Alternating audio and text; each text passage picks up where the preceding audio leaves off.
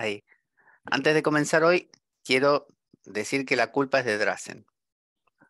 Sí. Sí, porque en la semana estábamos hablando acerca de algunas ideas muy extrañas, de esas que piensa la gente cuando se mete hongos y cosas por el estilo, pero nada más que sin hongos. Lo nuestro es como Asterix, como Obelix, que se cayó en la marmita de pequeño y lo tiene espontáneo. Entonces me dice Drazen, ¿por qué no planteamos un texto que refleje justamente ese pensamiento? Así que por eso digo, es culpa de Drazen, cualquier cosa hablan con él. Eh, el texto tiene que ver con George Berkeley. George Mm, Berkeley, el obispo Berkeley, ujú. un irlandés del siglo XVII, que bueno, como en esa época Irlanda e Inglaterra estaban, creo que ahí en tratativas y no estaba todo tan definido, a veces se le dice inglés, otras veces irlandés. Y tiene una filosofía muy interesante que es conocida como el inmaterialismo. El inmaterialismo significa que no existen las cosas exteriores. También se le llama un idealismo subjetivista, ¿no? Porque si entendemos que el objeto es lo que está fuera de nosotros, todos nosotros pensamos que hay un mundo afuera nuestro, ¿no? Con el cual lidiamos y que nosotros somos entes que estamos en un mundo. Bueno, Berkeley nos va a decir que no, nos va a decir que no hay un mundo afuera. Y yo más o menos los pongo al tanto de qué va, aunque quizá ya lo conozcan, porque como vamos a simplemente a trabajar algunos fragmentos para que más o menos sepamos cuál es su postura. Entonces, se parece mucho a la idea hindú de Maya, de la ilusión, esa idea de que todo es un gran sueño de Vishnu. Vishnu está soñando un gran sueño y nosotros somos su sueño. Entonces, Berkeley lo que quería hacer era que como avanzaba la ciencia y la ciencia analizaba un mundo exterior, él quería apuntalar la fe.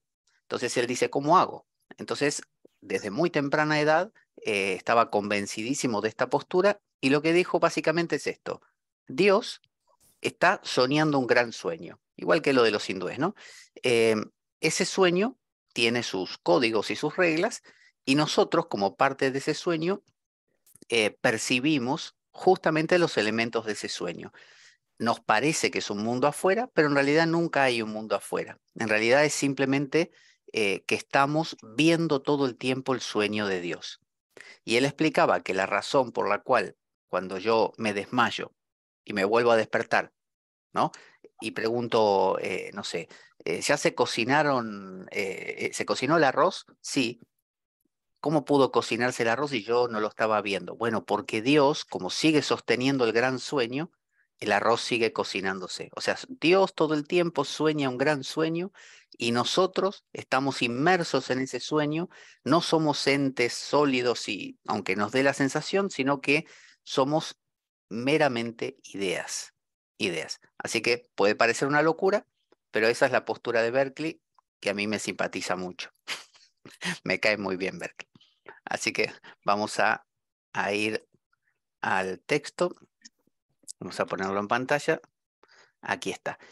Em, Ahí. Yo puse en rojo, busqué varios fragmentitos, ¿no? De algunas páginas web, porque si no, su texto son diálogos, básicamente. Él escribió un libro que se llama el más famoso, Tratado sobre los principios del conocimiento humano. Ahí desarrolla sus ideas. Pero también escribió que se llama Tres diálogos entre Hilas y Filonus, o Filonus. Em, y que en realidad es un juego de palabras entre dos palabras griegas. Hilas viene de hile, que significa materia, o sea, el amigo Hilas es el que defiende, Hilas va a defender que existe una materia ahí afuera. Y Filonus es el amante del nous, amante de la mente. ¿Hay un ruido ahí? Ahí es Ya lo apagué. vale, es el amante del pensamiento, de la mente, que vendría a ser el propio Berkeley. Así que yo señalé aquí con rojo aquellos fragmentos que eran más comprensibles y dejé sin señalar los que quizá eran un poco más enrevesados. Entonces lo que podemos hacer es hacer como otras veces, yo muevo el cursor así y alguien me dice stop y empezamos mirando ese y después pasamos a otro. Stop. Ah, Bueno, nos quedamos con este, el 19. A ver qué dice. Entonces, la idea es mantener la mente abierta y vamos a analizar lo que plantea este hombre. Dice, ¿por qué es incomprensible la afirmación de la existencia absoluta de los seres que no piensan, prescindiendo totalmente de que puedan ser percibidos? Su existir consiste en esto, en que se los perciba. Y si no se los concibe en modo alguno fuera de la mente o ser pensante que pueda tener percepción de los mismos.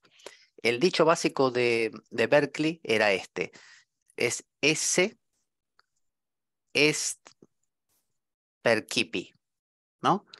En latín suena mucho más bonito así, ¿no? En castellano significa ser es ser percibido. Entonces, lo que dice Berkeley es, como el ojo que no ven, corazón que no siente. Si uno no ve algo, no está ocurriendo. Es decir, no hay cosas ahí afuera a menos que uno las perciba. Vamos a empezar poquito a poco. A ver, vamos a postular un dicho que es muy común, que es este dicho del budismo zen, que si un árbol cae en el bosque, cae un árbol, ¿no? Y no hay nadie en ese bosque que lo pueda escuchar, ni un conejito, ni un patito, ni nada, ni un ser humano. ¿Produce ruido o no produce ruido?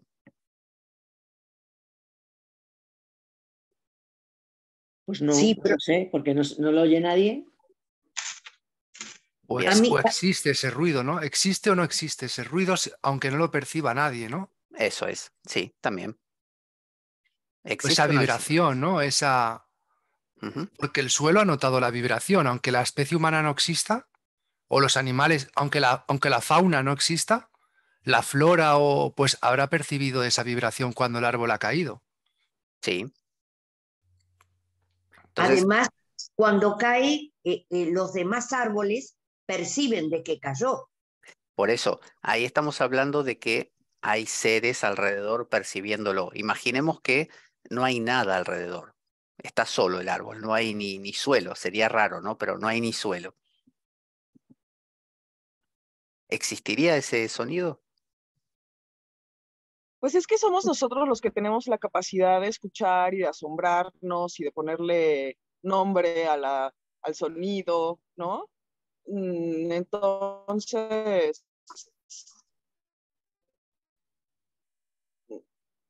a mí me parece que, Pero ¿sería el sonido como nosotros no sé, pensamos que es el sonido y lo percibimos o sería otro tipo de sonido al no ponerle nosotros ese tipo de nombre de sonido, de también, claro. vibración, porque nosotros lo nombramos así, como un sonido, una... ¿Qué sería Claro, entonces la caída del árbol? Mira, ahí Vicky, y lo que además está, nosotros percibimos ciertas ondas, ¿no? eso, Bárbara también.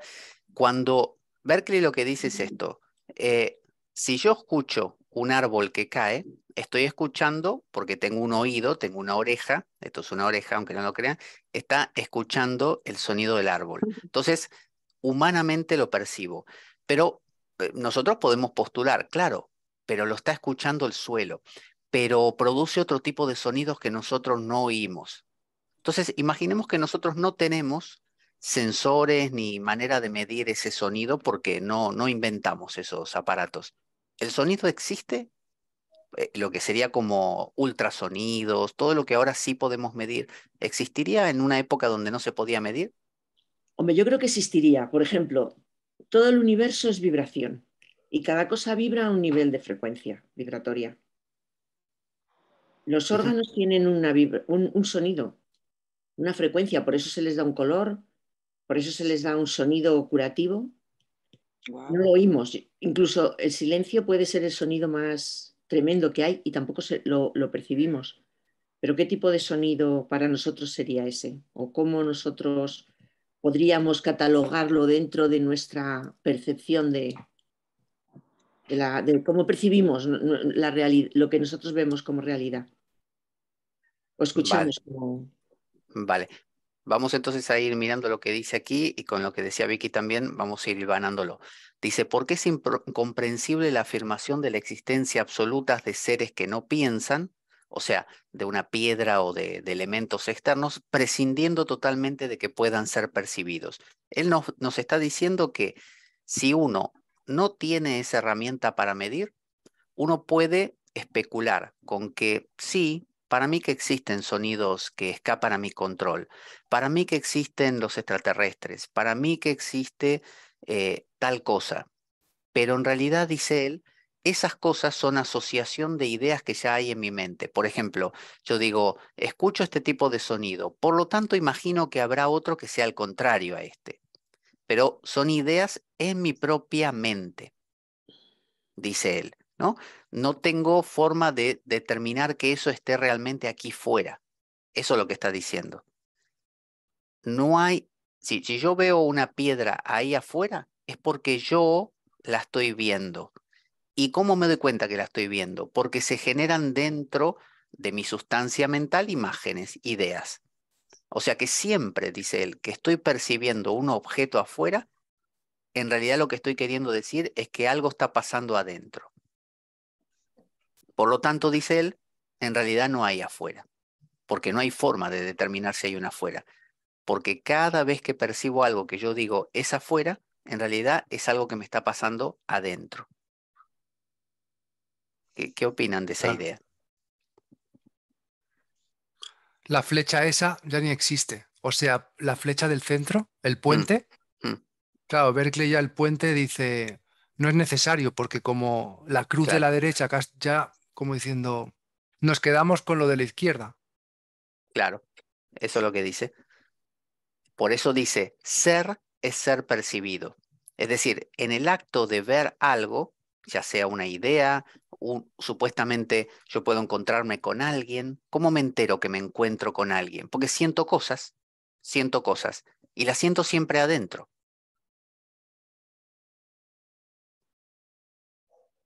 Entonces, dice, no hay forma, prescindiendo totalmente de que puedan ser percibidos, de que exista algo. O sea, si yo no, se me cierran todas mis capacidades perceptivas, se acabó el mundo. Por ejemplo, me desmayo, no hay mundo. Entro en el sueño profundo, vieron que a la noche uno tiene sueños, la etapa REM de los sueños, pero hay otra etapa donde uno entra en un sueño profundo, que está como muerto. Después vuelve el sueño REM y después vuelve a estar así. Él dice, no lo dice, pero yo tiro esa idea. En este estado no hay mundo, no hay mundo, ninguno. Por eso cuando de alguna manera nos vamos a dormir, nos agrada porque desaparece el mundo. Si yo tengo Alzheimer o demencia senil, el mundo cambia. Entonces, ¿hay un mundo ahí afuera? Siendo que cada vez que yo me apago, el mundo desaparece.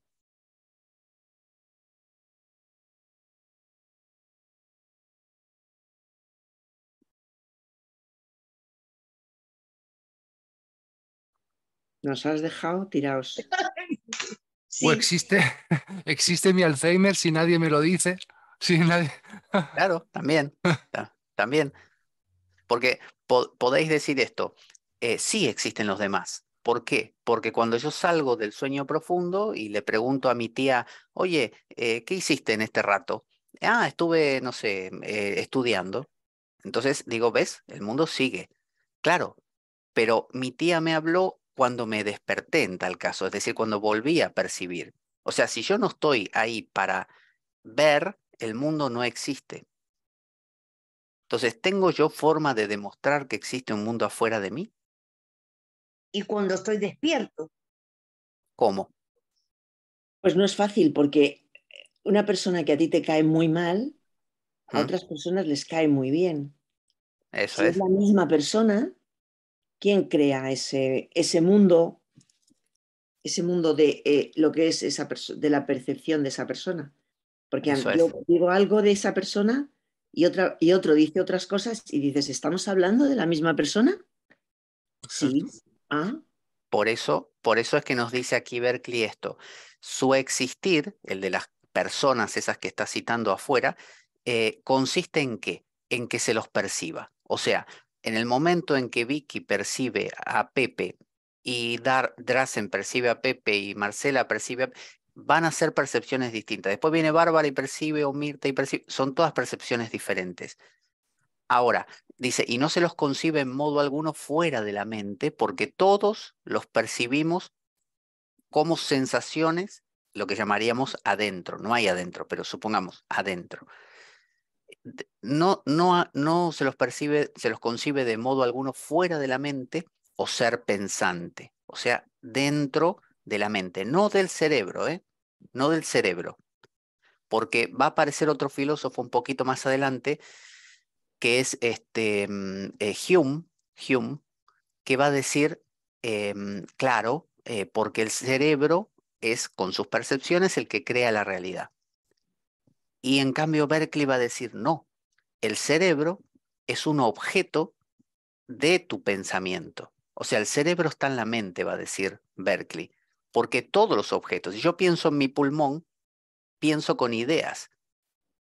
Alguien dirá, y bueno, pero uno puede tocar una naranja, toco una naranja, la aprieto.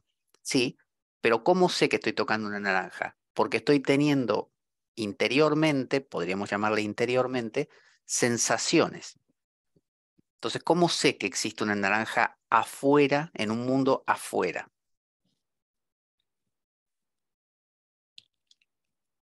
Porque lo manifiesto verbalmente. Esa es una naranja, para mí. O sea, con O- solo decirlo, porque yo diga, eso es una naranja, ya existe un mundo exterior. Bueno, lo creo, ¿no? Somos co-creadores, estamos creando constantemente, creamos con la palabra o con esa vibración de la palabra. Bueno, no sé, podemos... O sea, si yo digo ahora mismo, tengo acá al lado mío un elefante rosa, está bien, hay un elefante rosa. Bueno, eso está en tu mente porque no lo estamos viendo. Pero lo puedes crear también, ¿eh?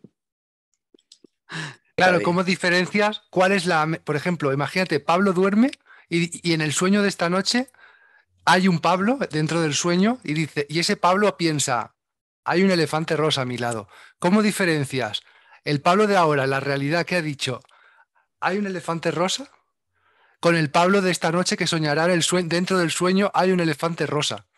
¿Sabe? Es el mismo, o sea, los dos Berkeley, podrían ser sueños. Ahora es que, en vigilia, despierto, podría ser sueño igual que el de esta noche, como todo un sueño o dentro de otro sueño. por supuesto, Ya. eso en filosofía se llama solipsismo. El solipsismo quiere decir que yo soy el único ser que existe en todo el universo, o en todo lo que exista, soy el único ser que está soñándolos a todos. Yo soy algo que está soñando, que está hablando ahora con un montón de personas, ¿no? Eh, Esa es una de las posibilidades que se generan cuando uno piensa esto. Pero Berkeley lo soluciona. Él dice, no, no pasa eso. ¿Por qué? Porque está Dios. Y dice, ¿qué es Dios? Dios es el espíritu mayor, nosotros somos todos espíritus más pequeños y los espíritus tienen la capacidad de generar ideas, nosotros generamos ideas, pero Dios es el que genera las ideas más grandes. Entonces Él te genera ideas como eh, árbol, ¿no? Del cual si te subes te puedes caer y te golpeas contra el suelo, dolor, ¿no? Entonces hay como reglas, normas, como si creara una matrix.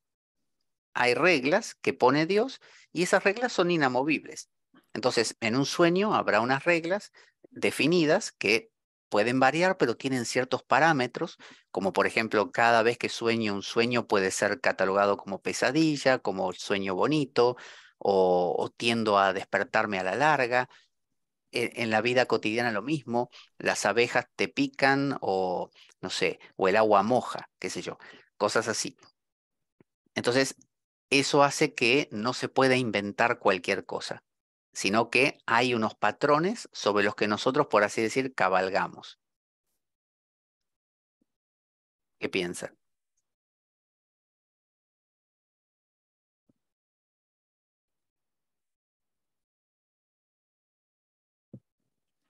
Unos Pero patrones. sí, hay como si Matrix o Matrix tuviera unas reglas. Las reglas son, te tiras de un edificio y te matas, por ejemplo. Pero en un sueño, la regla es en el sueño puedes tirarte y quizá no te mates. Pero en lo que se conoce como vigilia tiene otras reglas, que es te tiras y te matas. Mm. Pero es un matarte que como sigues dentro del gran sueño, no hay muerte, porque estás en el sueño de Dios. Entrarías en otro sueño, otra apéndice de ese sueño que consiste en el cielo, el infierno, lo que te toque, ¿no? Es como que las reglas de aquí, de ahora, que estamos despiertos, entre comillas, si te imaginas en el elefante, pues no va a no va a aparecer el elefante ahora aquí. Pero Claro, si tú, esa regla es un poco flexible. Y si esa regla es flexible, pues si te crees mucho la idea del elefante, te la crees, para ti es verdad.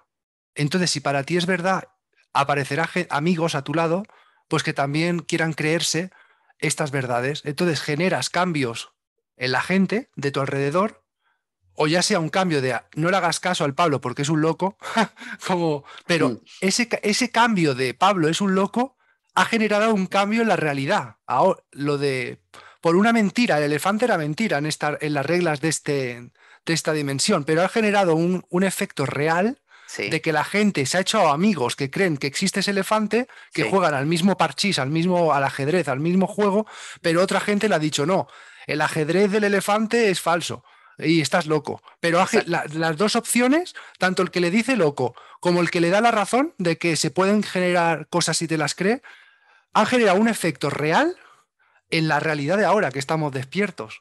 Eso es. Eso es a lo que Tolkien, el del Señor de los Anillos, llama subcreación. Subcreación. Tolkien dice, Dios es el gran contador de cuentos, es el gran soñador. Nuestra labor como seres imágenes y semejanza de Dios es crear cuentitos. Entonces, todos creamos cuentos, tenemos esa capacidad. Algunos los elaboran bien complejos y te elaboran el Tercer Reich, y otros te elaboran cuentos más sanos, de repente, igualmente complejos como el de Tolkien.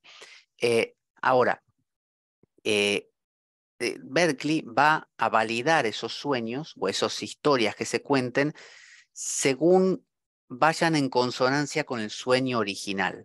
Porque él va a decir, si uno postula metafísicas, no sé, por ejemplo, decir, claro, originalmente estaba el vacío y el vacío provino del no sé qué y de ahí salió la otra cosa y existe el ser y el no ser y afuera hay un mundo. Y en realidad dice, eso va contra el sentido común, porque si vamos al sueño esencial, lo más esencial de todo es cada vez que yo percibo algo, lo percibo en ideas, adentro, ¿no? Entonces, él encontraba esa posibilidad de equivocarse, de entrar en un error, cuando uno postulaba realidades afuera. Eso decía, no va con la coherencia del sueño. Miremos, miremos otro, a ver si podemos tener unas ideas adicionales. Tengan paciencia con el tema que hoy es un poco más enrevesado. Entonces, que alguien diga stop.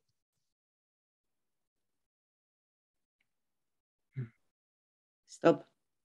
A ver, busquemos el siguiente, 33.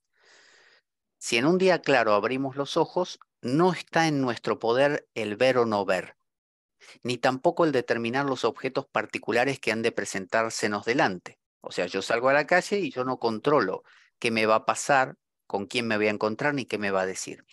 Y análogamente, en cuanto a los demás sentidos, las ideas en ellos impresas no son criaturas de mi voluntad. Es decir, lo que yo oigo, no puedo evitar oír, no puedo evitar que la realidad me impresione, ¿no? Por consiguiente, tiene que haber otra voluntad o espíritu que las produzca. Ese es Dios. Entonces, él propone, hay un Dios, hay un ser que está armando una película, ¿no? Y nos pone a nosotros como pequeños ojitos que vemos esas escenas. Pero esos ojitos nuestros son, así como Dios es el gran espíritu, dice él, nosotros somos espiritucitos, ¿no? Más pequeños. Y tenemos la capacidad de asociar ideas, como él también asocia grandes ideas como arquetipos. Nosotros asociamos pequeñitas ideas, que, eh, que lo que hacemos es tomar lo que impresiona nuestros sentidos y las hilvanamos. Ese hilvanar puede ser el cuento del elefante rosa, puede ser el cuento del Tercer Reich, o puede ser un cuento mucho más El Señor de los Anillos, por ejemplo. Pero dice, lo que me acontece no lo controlo. Hay otra voluntad que lo produce. ¿Qué piensan?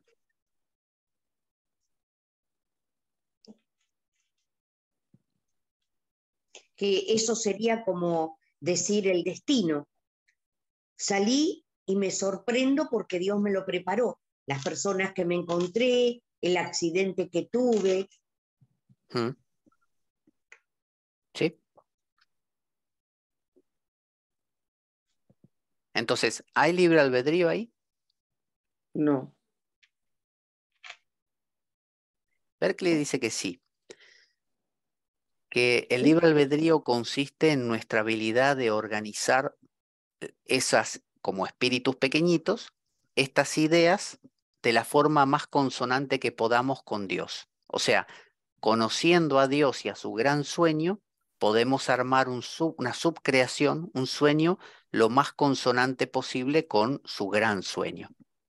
En eso cabría nuestro libre albedrío, no en lo que nos acontece, porque son ideas que se imprimen en nosotros por cosas que son ajenas a nuestra voluntad. Es como Sartre cuando dice, soy lo que hice con lo que hicieron de mí. Soy lo que hago con lo que hicieron de mí. Yo no puedo controlar lo que me hicieron. Quizá me violaron, quizá me lastimaron, me denigraron, pero sí puedo controlar esa mínima cosa. ¿Qué hago con eso?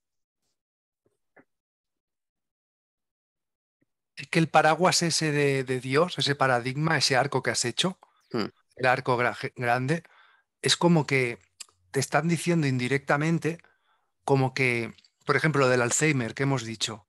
hmm, Imagínate que yo tengo Alzheimer de verdad. hmm, Eh, pero si yo me creo que las reglas, las leyes físicas de la vida son un poco flexibles y me las creo de verdad que son flexibles, pues ese Alzheimer, aunque lo tenga, quizás ya no me hace sufrir, porque no me lo tomo tan en serio, porque sé que es como si fuera un sueño, pero todos los sueños son reales, todo es real. hmm, Pero esa hmm, realidad es un poco flexible y entonces mi sufrimiento, si yo me creo que esa realidad es flexible, pues ya como no me tomaré tan en serio el Alzheimer, pues ya o no sufriré tanto o me dará un hmm. poco igual. Pero claro, Claro, como no elegimos lo que deseamos, a lo mejor yo no puedo elegir o- que enamorarme de otras ideas. O sea, de la idea de otro juego, de ajedrez. No me puedo enamorar del ajedrez porque me gusta el parchís, ¿sabes? Como es, ahí es lo que yo veo el conflicto. no, ¿sabes cómo se soluciona eso? Yo le llamo la teoría de la infección. Eh, Imaginemos que este Dios tiene un libro que se llama la Biblia, en este caso, el Corán, ¿no? El Corán, la Biblia, el Bhagavad Gita, la Torah. Eh, esa información va afectando a los distintos entes y va condicionando la forma en que asocian ideas, o sea, va generando ese deseo que tú dices, que se oriente en una dirección o en otra. Entonces, por eso Berkeley proponía que el sueño de Dios está codificado en lo que, no digamos textos, en la tradición, ¿no? La gran tradición, la filosofía perenne de Leibniz, ¿no? Que nos trae una información como ancestral. Hay un ser, somos entes, algo pasó y nos hemos empequeñecido, estamos perdidos, hay que regresar. Ese sería el patrón básico. Entonces, bajo esa premisa, esta información infecta a cada ente y lo condiciona a reaccionar de una manera distinta. Algunos entes no son infectados por esto, sino por otra cosa y reaccionan de maneras diferentes. O sea, asocian, eso es lo que se llama psicología cognitivo-conductual, por ejemplo, ¿no? La psicología cognitiva se basa en trabajar cómo uno comprende la realidad. Entonces, mira, me da miedo la oscuridad, ¿vale? Vamos a entrar a la habitación a oscuras, yo te doy la mano, no te preocupes, vas a ver que no hay nada. Y cuando descubres que no hay nada, empiezas a hacer unas sinapsis diferentes. Empiezas a conectar tus neuronas y decir, es verdad, no había nada. te han informado, te han dado forma, te han infectado con una información que ahora condiciona la manera en que interpretas no una realidad de afuera, porque nunca la hubo. Si hubiera una realidad afuera, como decía Vicky en principio, a todo el mundo nos daría de repente el miedo a esa habitación oscura o no, según estuviera dado. Pero no, a algunos les da miedo, a otros un poquito, a otros nada. Lo que pasa es que lo que has dicho del libre albedrío, yo precisamente la semana pasada hablábamos un grupo de gente de esto, ¿no? Y yo me volví a escuchar algunos programas tuyos en los que hablabas de esto para aclararme un poco. Mm, Y es que yo antes sí pensaba que teníamos un libre albedrío, pero ya no tanto. Por esto que tú dices, que por la teoría de la infección, y porque yo pensaba también, por ejemplo, si mi hijo, yo me decía a mí mismo, mi hijo quiere estar en Nueva York y ese es su libre albedrío, o quiere estar con su novia, pero si su novia no le quiere a él mm. o no quiere estar con él, ¿hasta dónde llega su libre albedrío de decisión? Hasta dónde llega el libre albedrío y la decisión de su novia. O sea, yo me ponía ejemplos como sencillos para poder decir realmente hasta dónde llega nuestro libre albedrío. Está condicionado hasta donde empieza el del otro ser y como una red. Y como a veces dices, tú puedes querer adelgazar, puedes querer dejar de fumar, pero no todo el mundo puede, porque hay unos condicionantes mayores de una gran nube a la que todos estamos de alguna manera conectados Mm. y como que de alguna manera de la que estamos infectados y entre comillas a la que de alguna manera rendimos, no sé si cuentas, no cuentas, o sea, estamos como ahí entrelazados, ¿no? Que no solamente depende de nuestra voluntad. Podemos cambiar la palabra, la frase libre albedrío por posibilidad de decidir, ¿no? Posibilidad de decidir. Entonces, de decisión, porque arbitrio es eso, ¿no? La capacidad de poder tomar una decisión. Cuando se dice libre, suena que, claro, nadie me tendría que afectar. No tendría que afectarme ni el clima, ni las vitaminas, ni las hormonas, ni la gente, ni nada. Cosa que es muy improbable. Entonces, lo que podemos pensar es en posibilidad de decisión. ¿Cuándo surge la posibilidad de decisión? Cuando hay alternativas.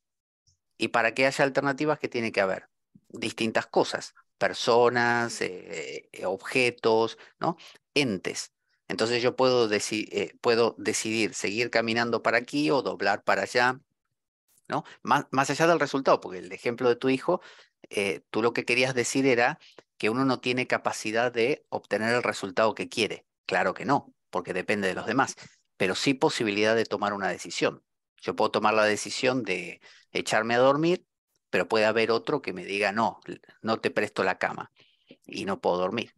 Pero mi posibilidad de tomar la decisión, sí, la tengo. Pero luego estamos sujetos a esa gracia o ese don de un espíritu, un Dios superior, que quiera que ese resultado vaya acorde, no sé cómo decirte, o sea, si tú quieres conseguir algo y tú trabajas en ello, pero no sabes cuál, entonces tienes que soltar, no cargar, porque el resultado, puedes tener ese don o esa gracia de que eso ocurra o no.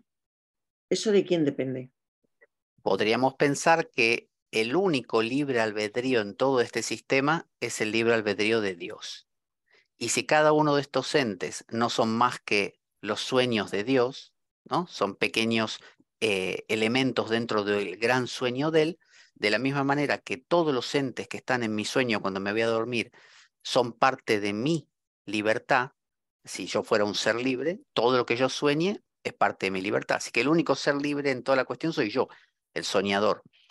Todos los entes soñados tienen capacidad de tomar decisiones, por eso interactúan. Si yo pongo un montón de canicas o de bolitas dentro de una caja, van a chocar unas contra otras, tienen posibilidad de interacción, ¿no? Posibilidad de interacción. Le llamamos decisión cuando se entiende que tienen cierta conciencia, si no son de interacción nada más. Pero el gran libre que dispone todo soy yo, el dueño de la caja con las canicas. Entonces, lo que dice Berkeley, volviendo a Berkeley, es que no controlamos el mundo externo, está ajeno a nuestra voluntad porque no hay un mundo externo, sino que es solamente un mundo interno, y que ese mundo interno, que es el sueño de Dios, nos está impactando todo el tiempo, nos está generando sensaciones sensoriales. Él va a dividir dos tipos de sensaciones: las groseras, como serían primarias, que es lo que llamamos nosotros sonidos, colores, formas, texturas, grosero. Y las secundarias o más sutiles, las sutiles serían las ideas, ¿no? Por ejemplo, decir celeste, o decir, no sé, calentito, ¿no? Eh, las que nosotros entendemos que depende de nuestras características. Entonces, nosotros no controlamos los sonidos, colores, formas que llegan a nosotros. Me puedo encontrar con una persona o con otra, puede hacer calor o frío, puedo escuchar un sonido porque pasó una moto, e interiormente se van creando ideas, ¿no? Esas ideas van a tener una nota común en todos los seres humanos, pero a su vez van a variar entre ser humano y ser humano de acuerdo a cómo yo configure eso. Por eso soy un subcreador, ¿no? Soy hecho a imagen y semejanza de Dios, que es el gran creador, el que crea toda la historieta. Veamos otro, y vamos, así surgen más ideas. Aquí alguien me diga stop y lo paro. Oh, mira, esto de abajo, a ver. ¿Alguien? Stop. Ahí, 43. 43.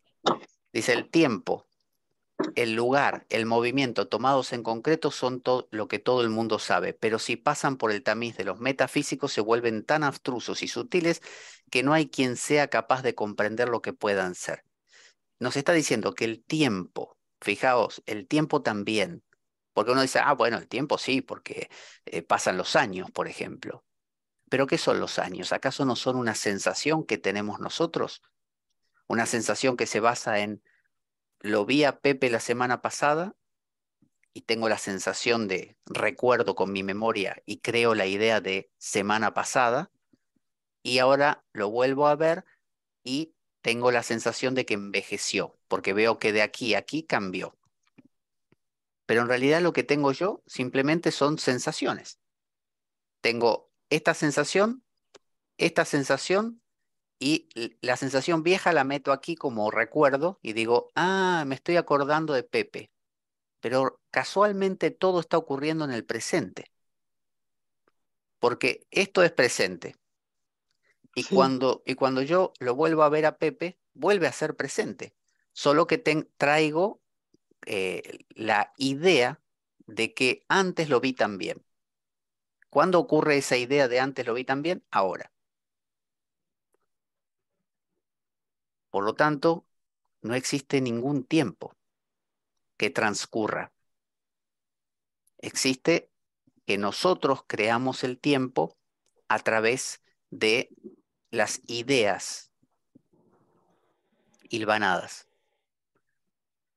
Entonces, lo mismo el lugar. ¿Nos desplazamos verdaderamente? Yo viajo ahora a Madrid. ¿Fui a Madrid? ¿O en realidad estoy teniendo sensaciones que yo las transformo en: viajé desde Asturias a Madrid? ¿Por qué? Porque sentí el traqueteo del tren que hace tran. Bueno, antes hacía más así. Y, eh, y finalmente me avisan con un altavoz que está llegando a la estación de Madrid.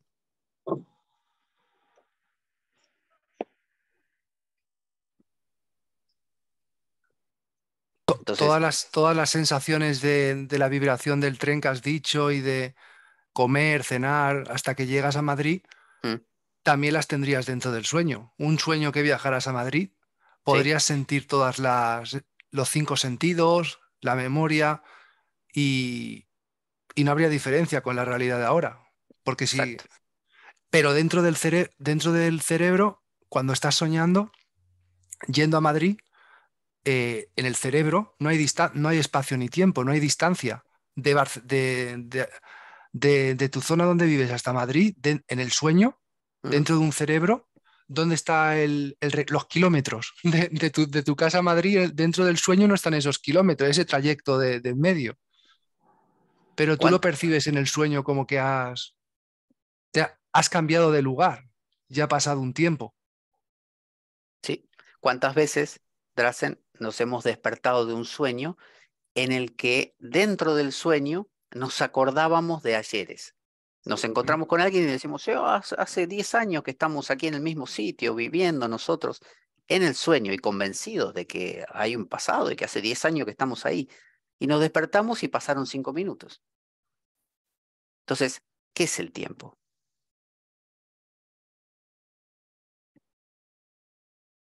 Esto está en la famosa, esa especie de aporía de Chuang-Tzu.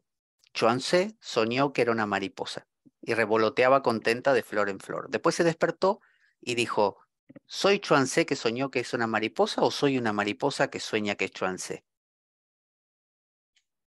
Entonces el tiempo también es una sensación nuestra. Por supuesto, si ahora tenés Alzheimer o demencia senil, el tiempo se hace chicle.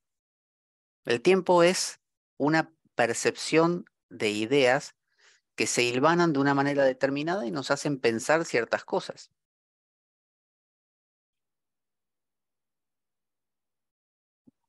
Entonces, el movimiento, lo que nos está diciendo Berkeley, que al igual que decía Drazen con lo del sueño también, que uno jamás avanzó. Me voy de viaje a París, ahora viajé por todo el mundo. ¿No tenemos la sensación a veces de que hemos viajado por todas partes, pero estamos siempre en el mismo sitio? O sea, soy siempre el mismo en el fondo. Sí, eso sí. Entonces, Y, cuando las sí, religiones perdón. hablan de esto de el alfa y el omega, el principio y el fin, ¿no? Esa idea de que Dios trasciende el tiempo, quizá nos está diciendo que si todo es un gran sueño, no hay arriba y abajo, no hay mejor y peor, no hay más dinero y menos dinero, más salud y menos salud.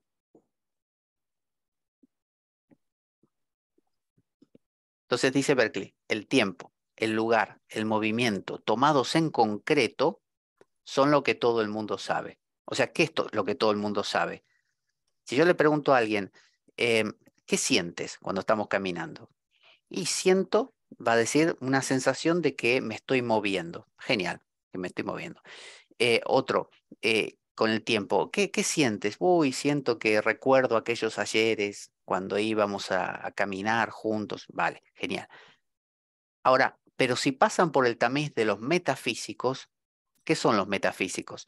Son filósofos como Platón, que elaboran teorías. Hay un mundo de las ideas, un mundo perfecto, eh, el mundo de los dioses o del uno, de Dios. De ese mundo han caído, cayó, no sé, Sofía o cayó y ahora está el demiurgo que crea el mundo aquí abajo y por eso aparecemos nosotros y tenemos que regresar al mundo original, que es la teoría de los dos mundos, la metafísica, más allá de lo físico. Berkeley es un empirista. Y Berkeley dice, no hay dos mundos, hay uno solo, el sueño. ¿A dónde quieres ir? ¿De dónde caíste? No caíste de ninguna parte. Es siempre el mismo sueño.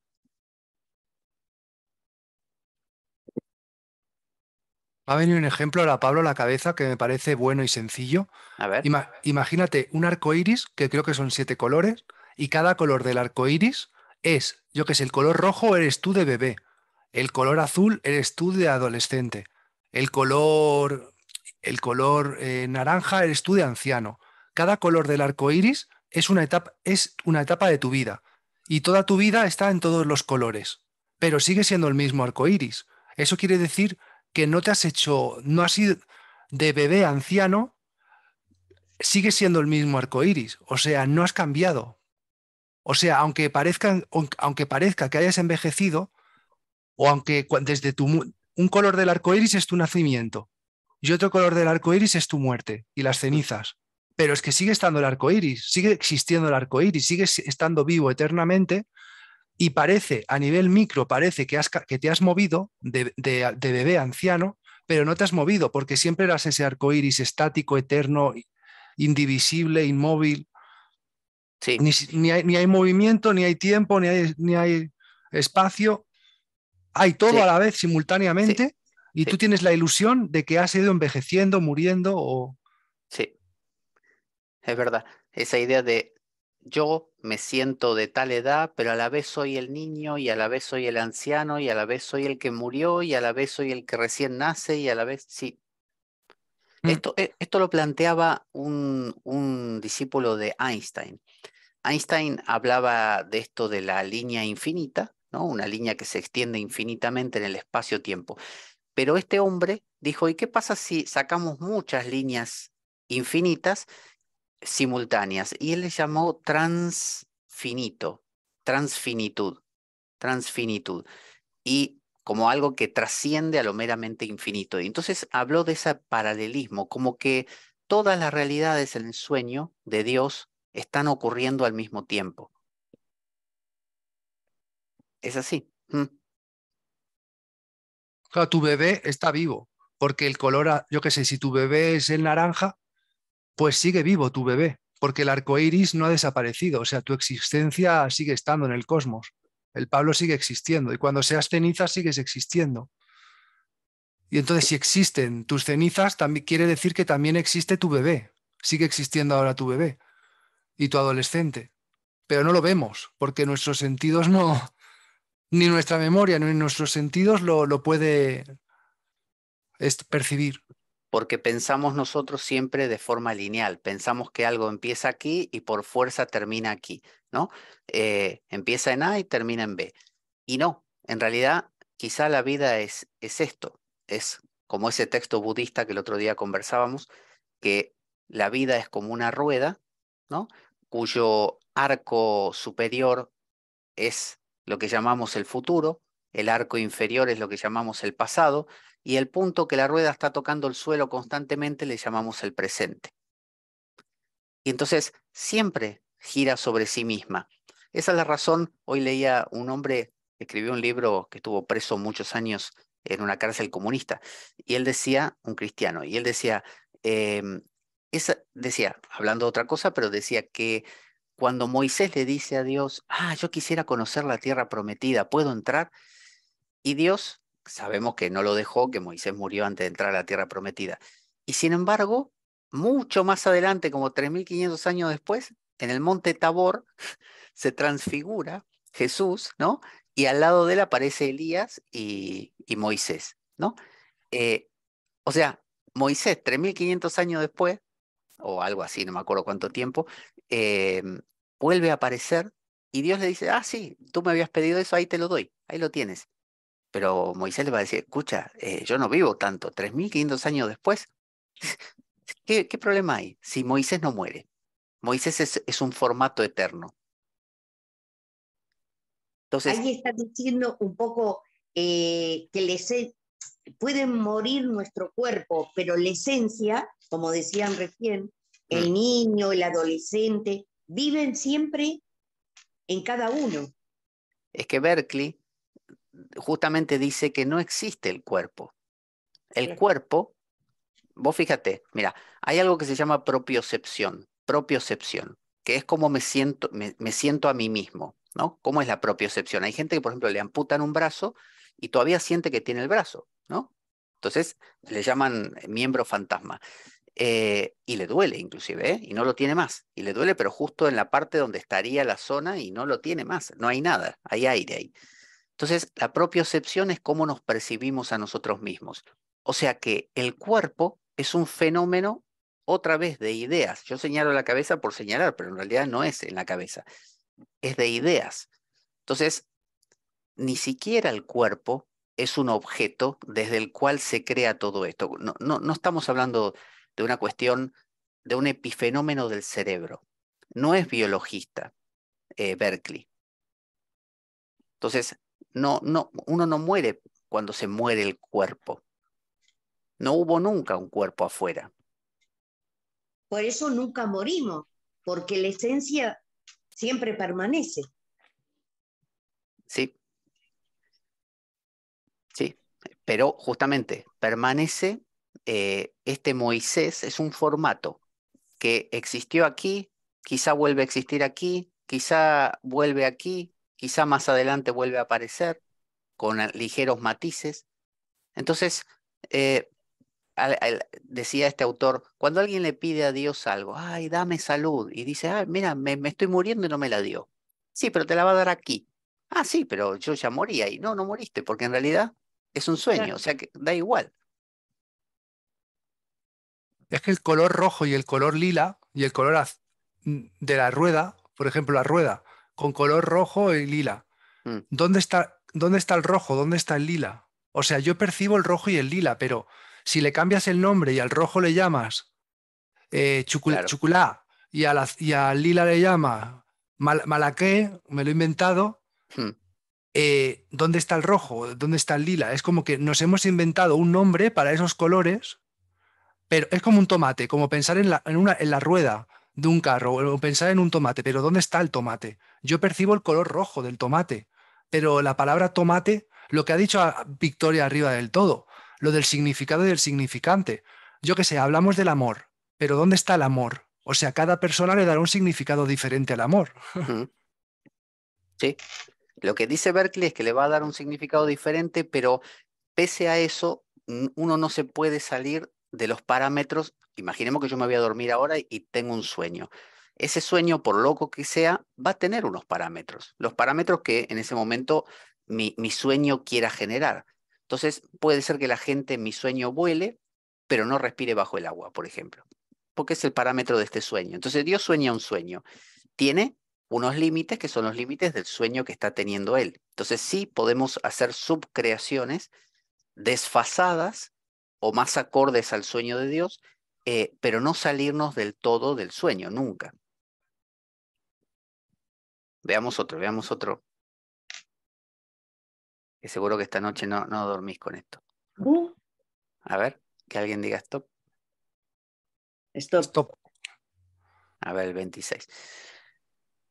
Es evidente para quien haga un examen de los objetos del conocimiento humano que estos son, o bien, ideas impresas realmente en los sentidos, o bien percibidas mediante la atención a las pasiones y las operaciones de la mente, o finalmente, ideas formadas con ayuda de la imaginación y de la memoria por composición y división, o simplemente mediante la representación de las ideas percibidas originalmente en las formas antes mencionadas. Entonces, aunque parezca medio raro lo que dice, está diciendo, lo más simple de todo son ideas impresas en los sentidos. O sea, yo escucho un ruido, me quemo la mano con algo, o sea, siento calor, o sea, cosas muy esenciales. O bien, percibidas mediante la atención a las pasiones, yo puedo atender, porque Berkeley dice, hay un espíritu, el espíritu en nosotros, o sea, nosotros somos espíritus porque somos como una especie de testigo de todo esto, que a su vez puede ordenar estas cosas con cierta libertad, con cierta posibilidad. El gran espíritu es Dios, ¿no? Entonces, este espíritu puede percibir un ruido y no hacer nada, simplemente percibirlo, o puede estar atento a las pasiones y operaciones de la mente, de repente aparece un pensamiento y yo lo atiendo, digo, mira, qué interesante, qué bueno lo otro.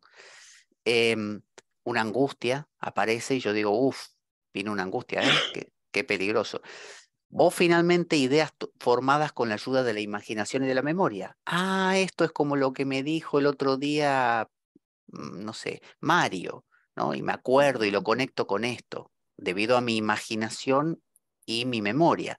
O por composición y división, o sea, digo, eh, no sé, pienso en un unicornio porque mezclo el recuerdo que tengo de haber visto un ciervo que tiene cuernos con un caballo. Y digo, mira, si los mezclo a los dos, sale un unicornio. Voy a crear una mitología donde aparezca un unicornio. O mediante la representación de las ideas percibidas originalmente en las formas antes mencionadas. O sea, mediante representármelas, mediante volver a masticarlas.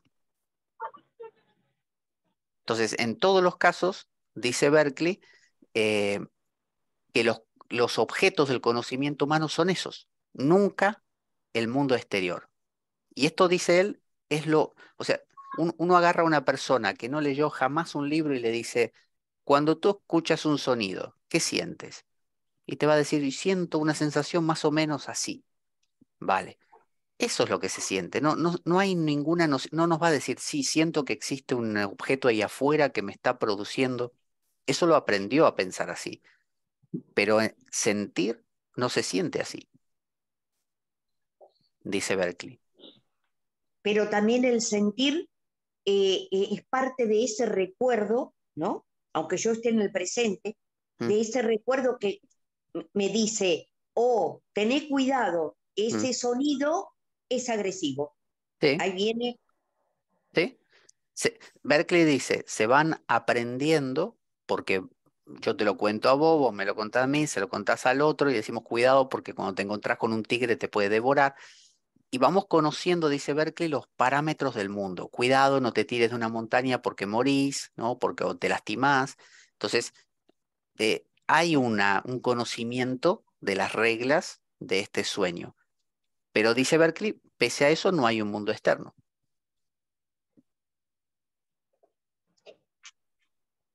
¿Y qué Lo- ocurre cuando no sanas ideas y no vas avanzando y te quedas atrapado reiterativamente en un resentimiento o en un rencor de una misma idea?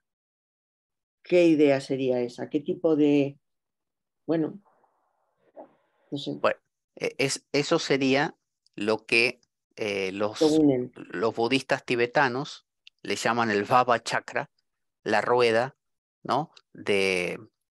También le llaman el Pratitya Samutpada, que es una rueda que tiene 6 divisiones y son los 6 reinos. Entonces, uno, según organice las ideas, puede vivir en el mundo de los demonios, en el mundo de los dioses, en el mundo de los animales, en el mundo humano, en el mundo de los espíritus famélicos, ¿no?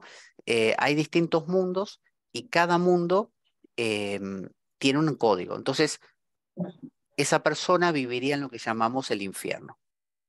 Entonces, si yo entro en una obsesión o tengo rencor o tengo odio y me junto con gente que a su vez tiene el mismo odio y nos retroalimentamos mutuamente, estaría en lo que se llama el infierno. Es que la idea, lo que ha dicho Victoria, es como la idea de bloquearte en una preocupación. ¿Sí? La preocupación sería una idea y el bloqueo que acaba de desbloquearte, o sea, quedarte en bucle Mm, en esa preocupación sería otra idea. O sea, el bucle, la idea de bucle y la idea de preocupación. mm. O sea, serían dos ideas.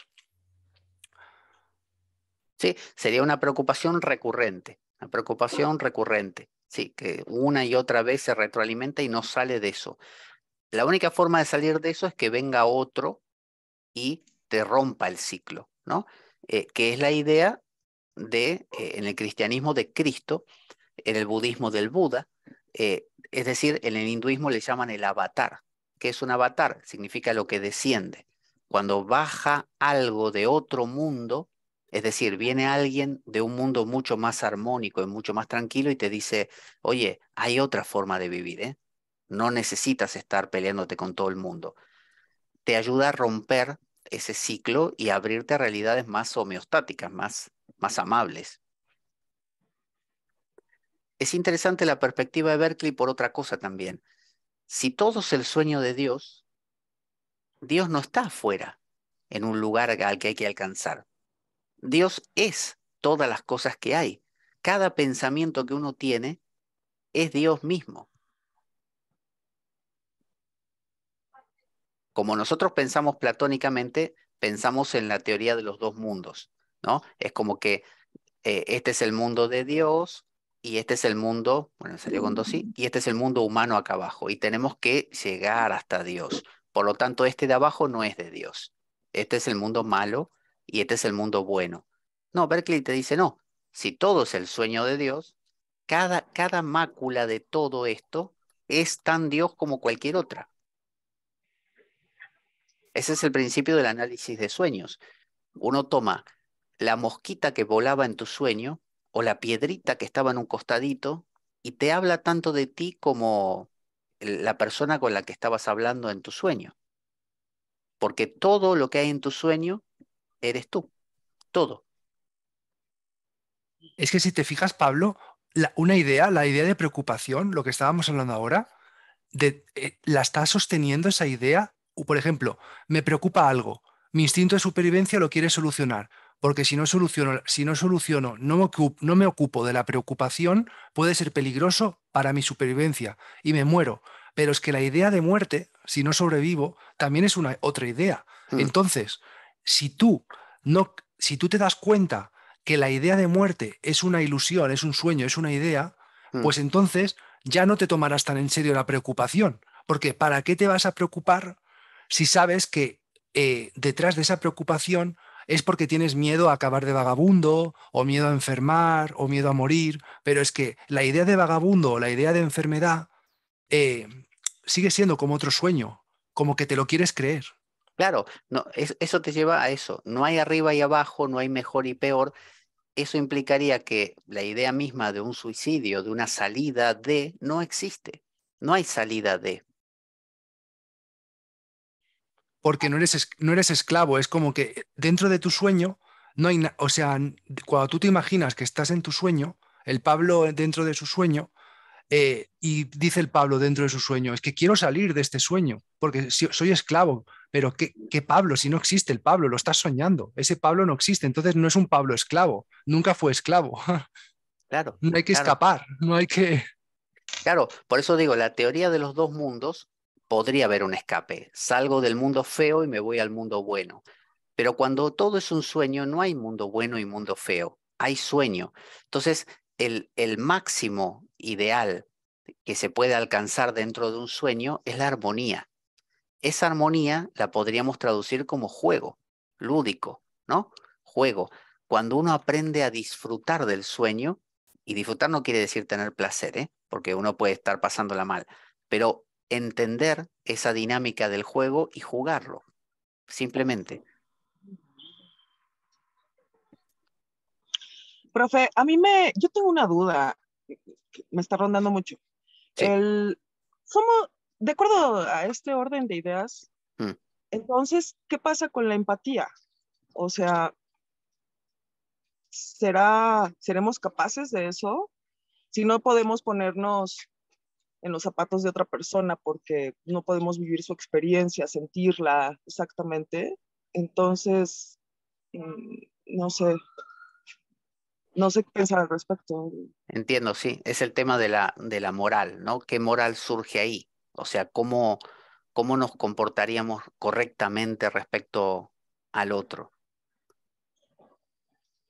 A ver qué piensan de eso.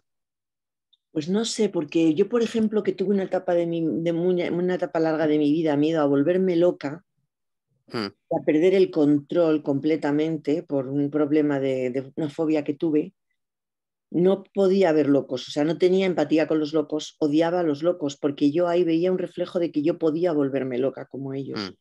mm. Sin embargo, ahora que yo sané eso, aunque cuando pienso en eso sigo sabiendo que eso forma parte de mí, pero lo vivo de otra manera, eh, yo veo a locos, lo que consideramos locos, y siento una empatía y un amor por ellos y un sentimiento de, ¿cómo llamarlo? Porque la palabra amor está tan manida, ¿no? Pues de compasión, de ganas de abrazar o de ganas de abrazar esa parte del loco, de los locos. Cosa que cuando yo tenía ese miedo a volverme loca, rechazaba completamente ver a un loco o ver una película de locos o algo de locos. O sea, a mí me parecía, esa gente es horrible, fuera, ¿no? Fuera de mi vida, eso no, fuera. Bien, No ahí sé. lo que desarrollaste entonces es esto. Eh, Cuando uno se aleja de algo porque no le gusta, no puede sentir empatía por esa cosa, porque la está rechazando. Pero si nosotros dijimos que la idea de acá de Berkeley es que hay un Dios teniendo un gran sueño, ¿no? Y un montón de entes dentro del sueño que son entes soñados por Dios, ¿no? Que pueden entrar en bucle tóxico o no, y pueden entrar en una especie, en cambio, de cosa lúdica, de juego, ¿no? Y si juegan, se van a unir, porque descubren que, mira, yo soy policía y tú eres, no sé, bombero y el otro es ladrón y jajaja, ¿no? No jajaja, pero quiero decir, entienden que hay una dinámica, un juego y lo disfrutan, como se juega al juego de los policías y los ladrones y es un juego y es disfrutable, ¿no? Yo creo que ese es el giro que produce una moral. Es la moral de entender que todo es un juego y empezar a disfrutarlo, ¿no? Creo que le llaman homo ludens, creo que es el hombre que juega, homo ludens. Eso. En cambio, el tóxico, el que se encierra, y normalmente se encierra porque huye, es lo que decía Vicky. Y normalmente uno huye cuando cree que hay una cosa mejor, mejor. Pero cuando descubrimos que no hay mejor porque no hay movimiento, no hay tiempo, no hay llegar, no hay cambiar, no hay alcanzar, todo es el mismo sueño. O sea, como decía Giordano Bruno, si ningún lugar es el centro, todo lugar es el centro. O sea, cualquiera de estas crucecitas está perfectamente bien porque es tan sueño como todas las demás. Entonces deja de haber una especie de quiero llegar a, no me quiero parecer a, ¿no? Quiero ser distinto a, no. Empieza a ver como una especie de a todos los comprendo, todo está bien. Cuando hago eso estoy mirando con esta mirada, que es lo que Spinoza llamaba subspecia eternitatis, con la mirada de Dios. O Écaro, el Meister Eckhart, ¿no? El ojo con el que veo que Dios Sí, me mira es el ojo con el que veo a Dios. No me acuerdo bien de la frase, ¿no? Es un poco eso también, es ¿no? eso, es eso, es eso. Sí, en el fondo de lo que estamos hablando con esto lúdico es lo que se llama también amor.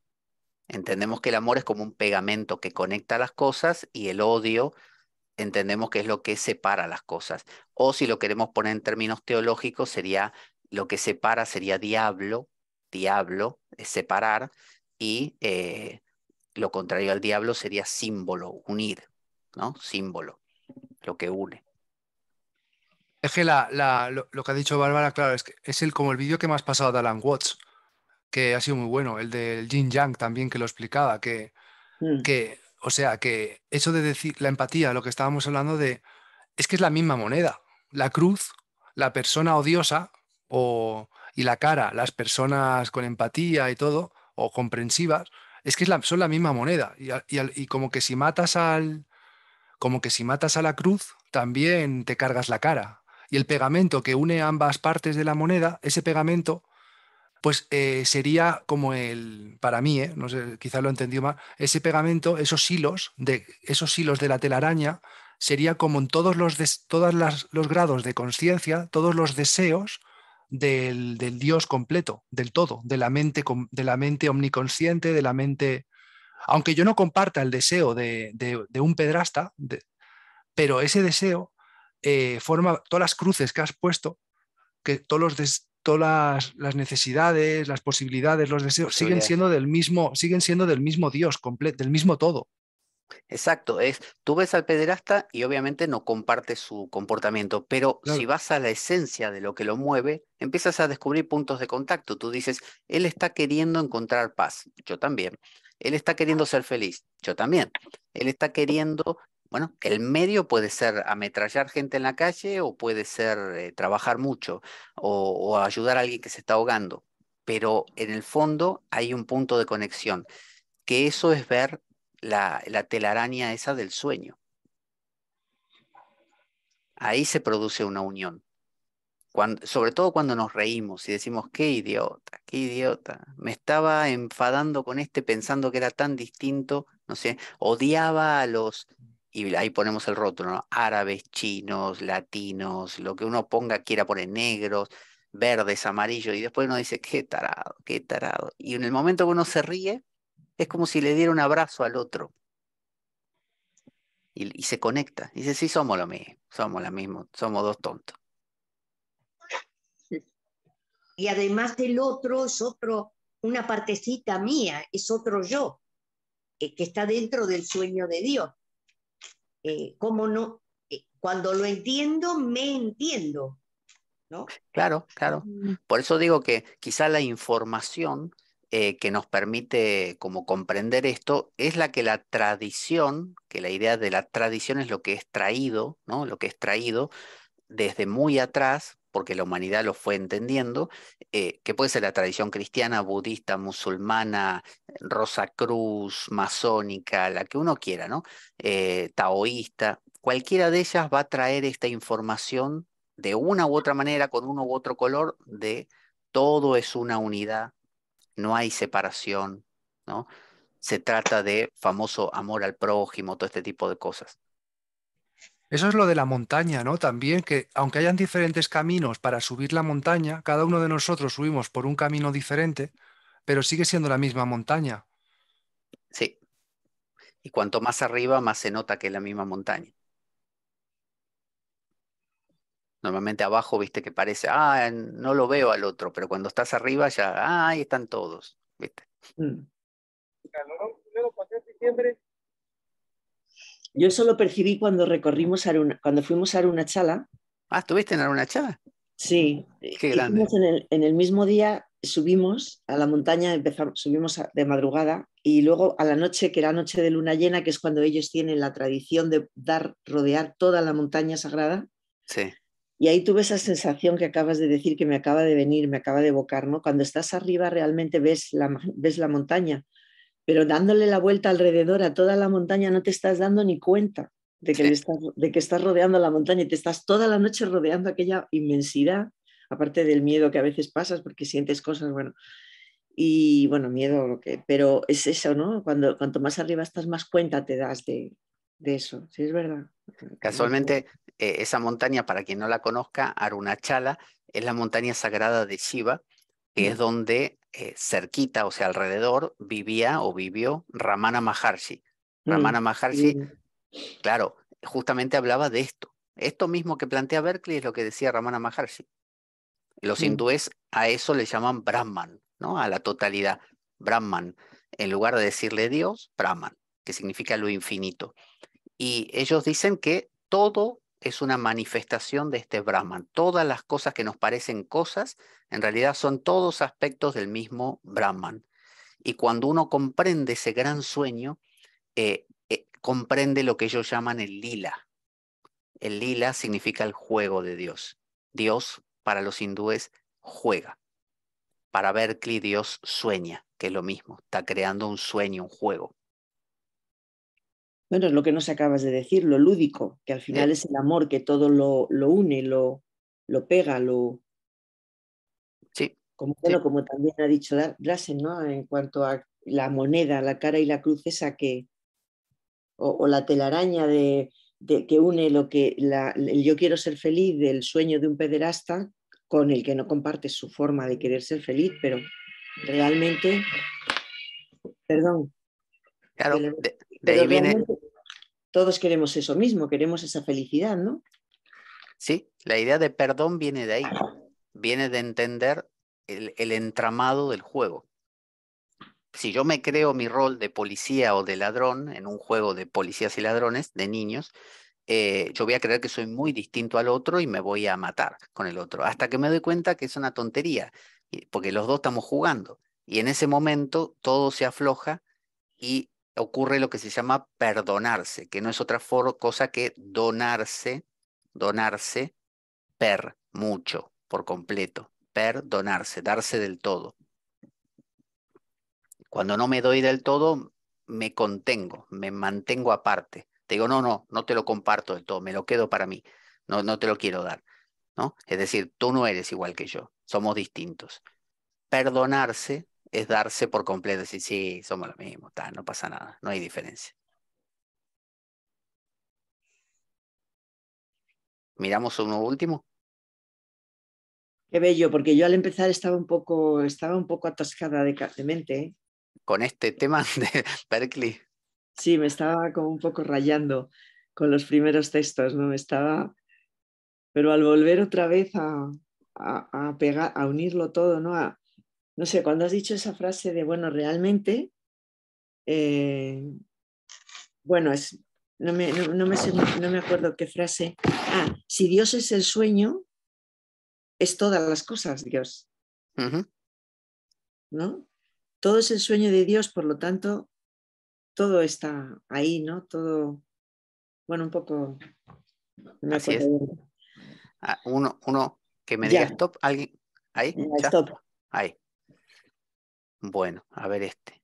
Dice, si sabemos que el alimento nutre, que el sueño repara, que el fuego calienta, que el sembrar en tiempo oportuno es medio indispensable para recoger la cosecha, y en general que para conseguir determinados fines hay ciertos medios conducentes a ellos, y sabemos todo esto, lo debemos no al descubrimiento de una relación necesaria entre nuestras ideas, sino únicamente a la observación de las leyes de la naturaleza que la naturaleza tiene establecidas. Sin este conocimiento, un adulto no estaría en mejores condiciones que un recién nacido para gobernar su vida. Está planteando la idea de que el sueño tiene sus códigos, ¿no? Y si sabemos trabajar sobre lo que llamamos la naturaleza, como para que hagamos una cosecha o cosas así, es porque estamos aprendiendo, como hace la ciencia, estudiando las leyes que tiene la naturaleza, las normas, y respetándolas y entonces sacando provecho de eso. Y nos está diciendo, eso no ocurre porque nosotros simplemente tomemos una idea y la mezclemos con otra idea y con otra idea. No, estamos observando, ¿no? Lo que impresiona en nosotros, por ejemplo, no sé, algo que sea duro, algo que sea caliente, y sobre eso vamos trabajando. Con esto lo que nos quiere decir es que cuando uno simplemente se queda especulando, a veces crea mundos totalmente descolgados de la realidad, que es lo que él llama metafísica. Él quiere diferenciarse muy bien de los platónicos o neoplatónicos, los que crean dos mundos. El mundo donde están todos los dioses, ángeles y no sé cuántas cosas, y el mundo empírico, real, el mundo donde algo que toco me da calor, algo que toco me da frío, un árbol crece cuando lo riego, pero que no son objetos externos, son siempre internos, pero tienen unas leyes determinadas y podemos aprender de esas leyes. Podemos observar no el mundo externo, sino observar lo que nos acontece respecto a ese mundo externo, que es lo mismo que le acontece al vecino y al otro, y vamos tomando cuenta de eso y sobre eso estableciendo reglas. Es que parece que busquemos estabilidad. Y en esa, como algo estable, con el dibujo de la derecha, de las flechas y la raya en medio, este azul, Mm, eh, ¿cómo se dice? Parece que busquemos la regla de, por ejemplo, lo que dijiste tú, Pablo, ¿cómo lo dijiste? Lo de nos gustan las películas que empiecen bien, luego que venga algo de caos y luego mm, que acabe con final feliz, como un 2-1-2, como 2-1, como dos de placer y uno de sufrimiento. ¿Sabes? Placer al principio y placer al final y en medio un caos. mm. Un 80-20, un 60-40. Estos porcentajes parece que sean unos porcentajes de buscar tranquilidad, de buscar algo estable, de algo estable como concatenar, como relacionar las ideas para buscar un patrón, una acentuación, un enfoque que nos dé como eso, como algo estable en pero como otra ilusión, otra idea, otro sueño. Como ¿No que será más, es lo que nos gusta, pero no lo podemos tampoco demostrar, ¿sabes? Mm. no es la palabra más acertada o acertada seguridad, ¿verdad? Sí. Es que he dicho lo de vender, como en un vídeo que me pasaste ayer, Pablo, que decían, pero ¿por qué esta gente religiosa le cuesta tanto cambiar de opinión? Porque venden, ellos lo que venden es lo estable, lo inamovible. Siempre la misma ropa, la misma moral. Claro, y me quedé sorprendido porque en verdad es como que el ser humano también le gusta el contraste, le gusta probar cosas nuevas, pero también busca el componente de estabilidad, de seguridad, como ha dicho Marcela. Que está bien, que está bien. Berkeley lo que propone es que esa seguridad puede o ser fundada en la naturaleza real del sueño, a través de que lo observemos con detalle, o que nos la inventemos nosotros. ¿Qué sería esto? El peligro de que nos la inventemos nosotros es que podemos crear mundos muy tóxicos, muy alejados. Hay un cuento que tiene, que ahora no me acuerdo el nombre, después se los busco, de C.S. Lewis, C.S. Lewis, este autor cristiano anglicano, amigo de Tolkien, eh, que habla del infierno. Él cuenta así, que se sube a un autobús, o sea, no nos cuenta cómo llega el autobús, simplemente está en la parada de autobús, el autobús viene, se sube y empiezan a avanzar hacia un lugar donde le van contando una gente que tiene dentro también el autobús que en breve llegarán y que es un lugar donde la gente no necesita construir sus casas porque con solo imaginarlas las casas se arman, ¿no? Y poco a poco la gente empieza a descubrir que les molestan los vecinos, entonces la desarman mentalmente y las arman más lejos. Y hay gente que vive muy lejos de la otra, pero a miles de kilómetros, porque son fáciles de armar las casas y desarmar. Ese era el infierno. Gente que cada vez vive más lejos de los demás. O sea, el infierno lo está planteando como un mundo donde las ideas nos crean nuestros propios mundos y nos alejan completamente de los demás. Y decía, ves aquella lucecita que se ve, pero en realidad están a cientos de kilómetros. Ahí vive Napoleón, dice. Dice, sí, ya hubo unas personas que un día me contaron que lograron llegar hasta ahí, hicieron el viaje, pero bueno, ya están muy lejos ahora y lo vieron y pudieron ver por la ventana cómo él caminaba de un lado para el otro frente a la ventana, con la clásica mano acá puesta, ¿no? Es decir, es un mundo donde en las ideas nos quedamos en ese bucle que hablábamos de preocupación, un mundo cerrado dentro del gran sueño. Nadie sale del gran sueño de Dios, de la Matrix o del Matrix, pero es un sueño tóxico. Entonces, quizá todo el camino se trate de encontrar armonía, entendiendo la dinámica del gran sueño y fluyendo con ese sueño y con empatía con los demás, ¿no? No con separación de los demás. Ya.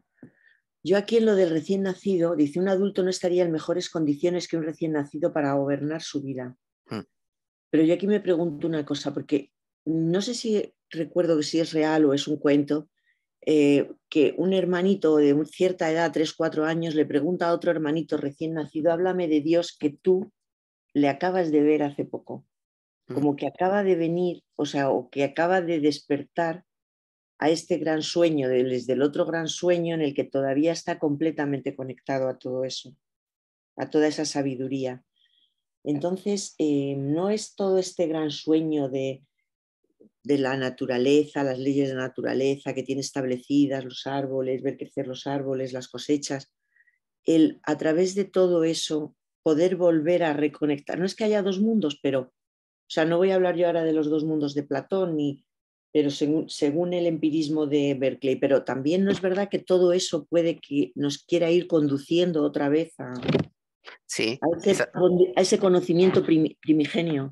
es así, pero mira, Ken Wilber, un divulgador de psicología muy inteligente, el hombre, él propone la falacia pre-trans, ¿no? Él dice, es verdad, tú naces, eres un bebé, y tienes como esa pureza de como ese anonadamiento de totalmente en cero, ¿no?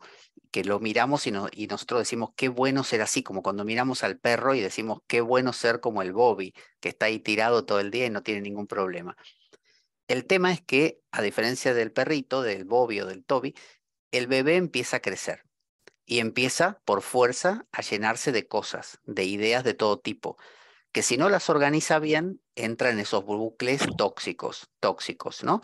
Eh, la idea es poder atravesar esos bucles tóxicos y empezar a organizar una vida mucho más homeostática y armónica. Eso sería el transpersonal, ¿no? Mientras que esto sería, si uno desde aquí dice, no, esto es mucho lío, mejor volvamos. Ese regreso es el prepersonal. Entonces, mucha gente vuelve al pre. Mucha gente lo que hace es se deprime, se encierra, se hace chiquito, dice, no, yo como un bebé, no quiero hacer nada. Y, o simplemente acaba con su vida, porque no puede dar el paso hacia el trans. El trans incluye, o sea, recupera, como decías Vicky, a este bebé, pero trans, habiendo trascendido esto, no no antes, sino después de lo personal. Esa es la idea del Buda, ¿no? Del Cristo, de Krishna, de esos personajes que nos representan la idea de trascender el lío y llegar a un tipo de orden, ¿no? Siempre dentro del mismo sueño, no hace falta entrar a una metafísica, a otro mundo, no, en este mundo, ¿no? Esa es la idea. No sé si aclara lo que decías. Sí, gracias. Esto me recuerda al sistema PAN, Perdona. al padre adulto y niño de Eric Berne, de cuando has dicho trans, como que está el bebé, luego está el adulto intermedio en el centro y luego el niño y luego el padre. Y entonces el niño quiere llevar una vida de hacer lo que quiere cuando quiere y como quiere, y el padre pues es demasiado exigente, que es lo que hablábamos el otro día de comerte donuts todos los días, que al final vas a enfermar, o de comer sano todos los días y no vas a mantener la dieta, y el adulto buscará un equilibrio. Lo que pasa es que en el adulto, pero en el equilibrio del adulto, es lo que hablaba antes, de que cuando hablaba Victoria de que su hijo se ha ido a América o que, claro, su hijo no ha elegido amar, enamorarse de esa pareja o enamorarse de ese proyecto de vida.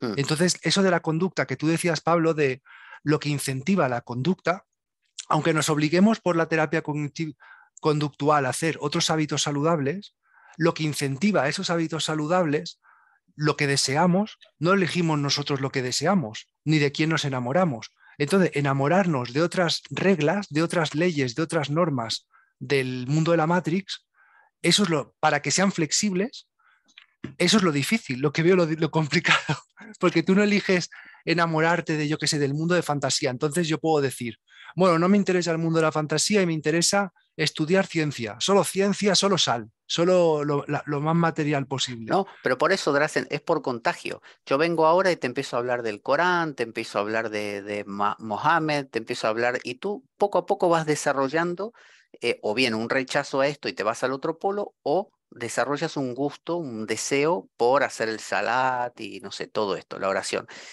Y acabas asumiendo una serie de intereses que no tenías. Ese es el fenómeno de la publicidad también. Beba Coca-Cola, ¿no?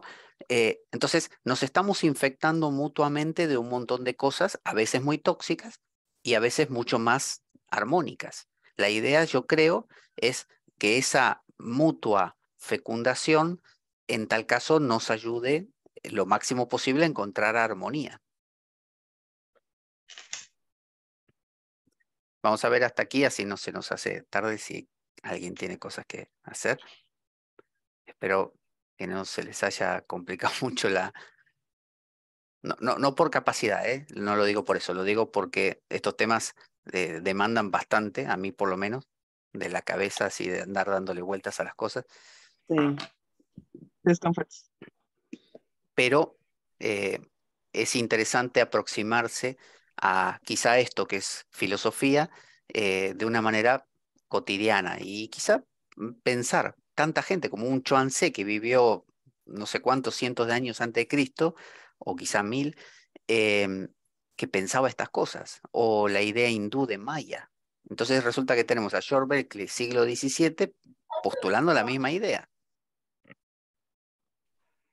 A mí es lo que más me llama la atención, que alguna vez lo has comentado, que cuando tú luego vas a los libros de sabiduría perenne y ves que muchos han investigado o han dicho, han estudiado sobre lo mismo, pero desde otras vías dices, bueno, algo hay, ¿no? Voy a seguir profundizando ahí. Y me llama la atención que lo que se ha hecho luego a lo largo de la historia es profundizar en esas primeras grandes libros de sabiduría perenne, ¿no? De esos grandes escritos. Al final se sigue dando la vuelta a todo aquello. Sí, sí. Estamos parados sobre hombros de gigantes que van sumando ladrillitos. Sí, sí, así es, así es. Eso es lo que más me impresiona. No sé. Que parece que al final eran dos caminos, porque estas sabidurías perennes que habla Victoria es como que habrán sufrido tanto, me imagino en India sufriendo tanto, y en que su cabeza decía, esto es un sueño, tendrá que ser un sueño de lo que estoy sufriendo. ¿Y cómo escapo del sueño? Pero al final se hacían dos corrientes, como la fuga al mundi, como diciendo, a ver cómo escapo de este infierno, o a ver cómo convivo con este infierno y puedo divertirme. Es tipo juego, tipo... Y al final esas dos posiciones Sí, son... a mí me simpatiza más la de aquí, quedarnos aquí y encontrar ese equilibrio aquí, que la idea de los dos mundos y fugamundi, huyamos y busquemos la paz en otra parte. Me parece que, o sea, ojalá fuera algo que funcionase, me da la sensación que no funciona eso y que simplemente es una huida. Mm. Sí, yo creo que sí. Es que Bueno, realmente lo que nos da la estructura y la materia es la tierra, el yin, la madre, la naturaleza, que le da la estructura a todo, ¿no? Y la fuerza de la luz, del espíritu, del Padre que confronta, que une esas dos energías para que estemos experimentando aquí y resolviendo, ¿no? De sí. alguna manera. Así que bueno, les pasaré el libro de Berkeley, por si quieren leerlo, es de esto, habla de esto nada más. Tiene esa parte donde él desarrolla y después tiene el diálogo con Filonus, donde Filonus es el que le pone como el palo en la rueda, que le dice, ah, pero esto, si es así, debería ser tal cosa, no puede ser lo que tú dices, y él le va como refutando, ¿no?